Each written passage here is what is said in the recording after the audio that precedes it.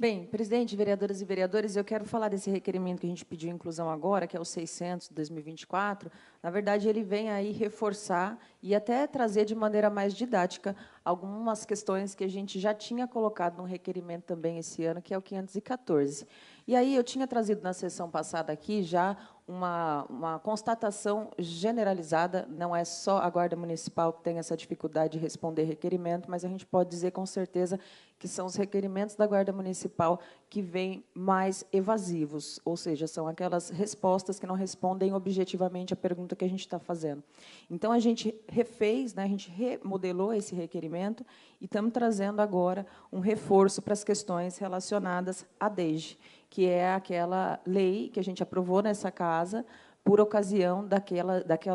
daquele boom de situações de violência escolar que começaram a aparecer na imprensa. E aqui em Americana, a DEIGE ela foi trazida como uma resposta para a questão da violência escolar. Foi trazida como um mecanismo para melhorar a segurança nas escolas. E a gente tem batido muito na tecla de cobrar da prefeitura que ela apresente índices relacionados à atuação dos guardas municipais nas escolas, uma vez que existe um recurso público que é empregado para remunerar esses guardas fora das suas jornadas normais, né, já pré-estabelecidas de trabalho. E o nosso mandato tem sido procurado, né, não só pela questão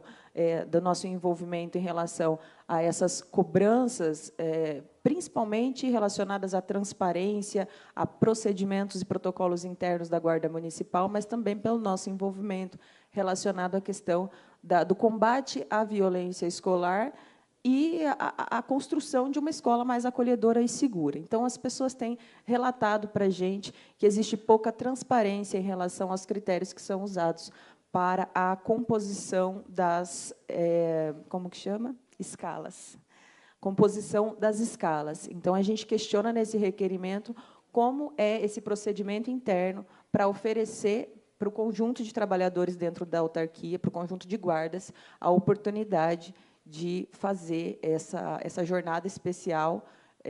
fora da sua escala normal de trabalho, dentro das escolas. E aí a gente é procurado justamente por conta disso, que não é um relato novo, é algo que está muito relacionado à ausência de um plano de carreira para a Guarda Municipal, que é esse problema da impessoalidade, ou melhor, a impessoalidade é a solução, o problema, na real, é a pessoalidade, que muitas vezes acaba permeando ali as relações de trabalho e fazendo com que determinadas escolhas beneficiem uns em detrimento de outros, né, de maneira desigual. Então, a gente está fazendo essas perguntas e, por exemplo, não vou entrar no detalhe das questões, é um requerimento muito denso, mas a gente tem aqui pergunta relacionada à fonte de recursos para o custeio da DEIGE, a gente tem pergunta relacionada a montantes, valores destinados para horas extras e excedentes. A gente está questionando aqui também a quantidade de guardas que estão atuando dentro das escolas, de acordo com a Lei 6.736, que instituiu a DEIGE. Claro que isso tudo respeitando a Lei Geral de Proteção de Dados, a gente quer os quantitativos e não os dados dos guardas. A gente também pergunta se essas atividades dentro das escolas elas estão sendo executadas de maneira individual ou em dupla, já que algumas atividades para a Guarda Municipal, para os guardas, elas podem ser executadas individualmente, mas em situações muito específicas. E aí também, em relação aos equipamentos, a gente questiona também qual é a lista de equipamentos que são disponibilizados para que esses guardas e vigias que estão trabalhando na rede municipal de educação de maneira extraordinária, para que eles atuem de maneira segura, ou seja, também respeitando aí o princípio do uso progressivo da força. Então, a gente se questiona, né? E não só a gente no mandato, mas as pessoas também têm questionado isso. Numa situação de conflito escolar, a variedade de tipos de conflito e desfechos de conflito é muito grande. E você ter um guarda municipal somente portando uma arma de fogo, talvez não seja uma ideia muito inteligente. Talvez seja necessário, aí, de fato, instituir algo que a gente cobrou aqui, inclusive durante a audiência pública sobre segurança nas escolas. A gente cobrou e está cobrando, e é preciso sensibilizar a Prefeitura de Americana, a Secretaria de Educação, a Guarda Municipal, que é necessário criar protocolo específico para a atuação dos guardas municipais nas escolas da rede, porque é um contexto diferente, é uma atividade que não está regulamentada por um protocolo específico, e a gente sequer tem, a gente não tem duas coisas, a gente não tem, claro, dados e indicadores sobre o que motivou a Prefeitura de Americana a instituir essa remuneração extraordinária, a DEGE, a colocar os guardas municipais dentro das escolas. Não fica claro, não ficou claro por ocasião da discussão do projeto, tampouco após a aprovação do projeto isso foi apresentado. Então, ficou para a gente aquela sensação de que era uma resposta que, na verdade, estava lidando não com uma objetividade, mas com uma percepção subjetiva, com um certo pânico moral que se instalou por conta daqueles casos que aconteceram, né, que explodiram no começo do ano de 2023, mas que tem crescido aí, se a gente for comparar, fazer um comparativo de série histórica. E aí a gente cobra não só que sejam apresentados esses indicadores antes dos guardas atuarem dentro das escolas, mas principalmente em relação ao que de fato tem impactado na vida da comunidade escolar e no erário público a atuação dos guardas na rede municipal.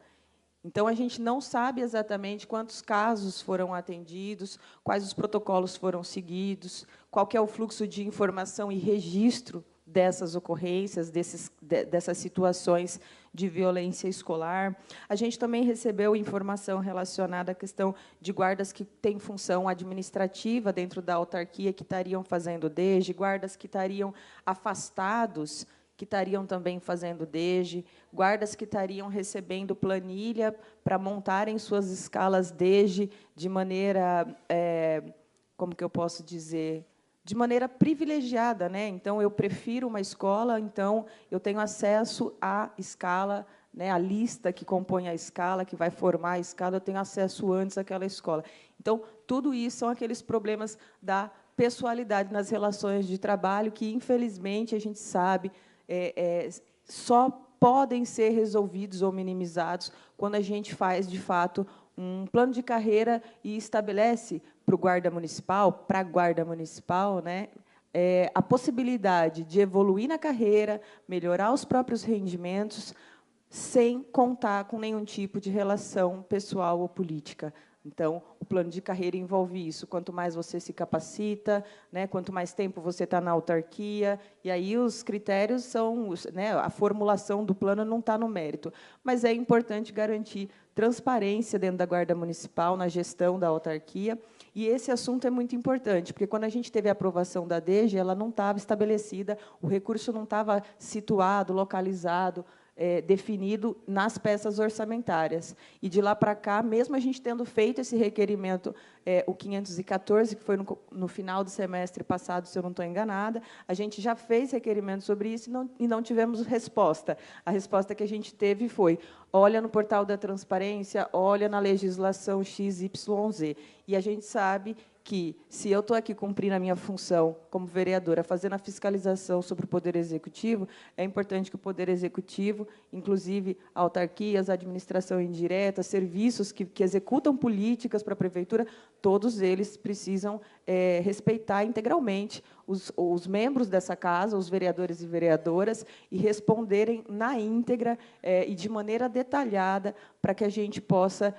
inclusive, dar encaminhamento, né? E o encaminhamento que a gente quer aqui, todo mundo concorda, é sempre apontar e trazer algum tipo de solução para o problema que está sendo trazido pelas pessoas que procuram os nossos mandatos.